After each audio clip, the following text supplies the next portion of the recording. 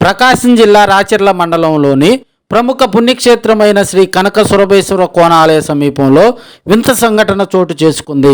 మహాశివరాత్రి పండుగను పురస్కరించుకొని సహస్రలింగాల ఏర్పాటు కొరకు జేసీబీ సహాయంతో పనులు నిర్వహిస్తుండగా గుళ్ళకమ్మ వాగులో ఎంతో ప్రాచీనమైన వెంకటేశ్వర స్వామి విగ్రహం లభ్యమైంది. దీంతో ఆలయ నిర్వాహకులు విగ్రహాన్ని ఆలయం వద్దకు చేర్చి వెంకటేశ్వర స్వామి విగ్రహానికి పూజలు నిర్వహించారు.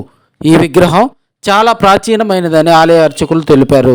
గతంలో ఇక్కడ వెంకటేశ్వర స్వామి పాదాలు ఉన్నాయని, ఆ ప్రదేశంలో ఈ విగ్రహానికి గుడి కట్టిస్తామని ఆలయ నిర్వాహకులు చెప్పారు.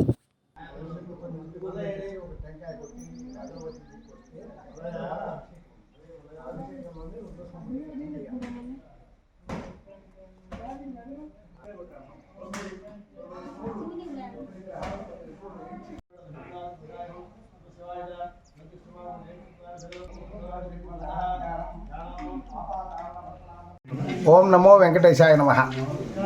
నేను చోళ్ళబిడ్డు గ్రామ పురోహితుడు. నా పేరు మనోహర్ శర్మ.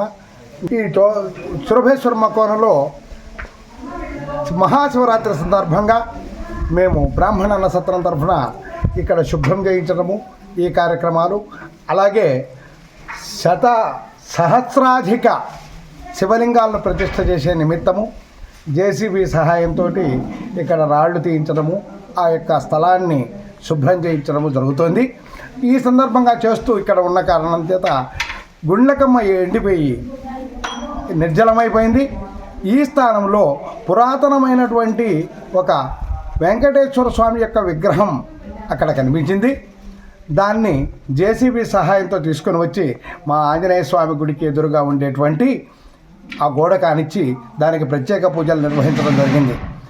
అయితే పూర్వము ఇక్కడే ఉండేటువంటి తిప్పపైన స్వామి వెంకటేశ్వర స్వామి యొక్క పాదాలు ఉండేవి అని ఉన్నాయి.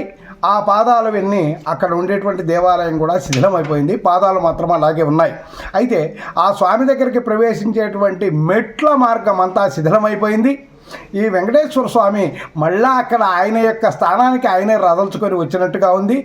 కాబట్టి త్వరలోనే ఆయనకు ఆ మెట్లు అవి కట్టించి మరలా ఆయన పాదాలు ఉండే దగ్గరనే ఆ విగ్రహాన్ని ప్రతిష్ఠ చేయాలని మేము సంకల్పించుకున్నాం.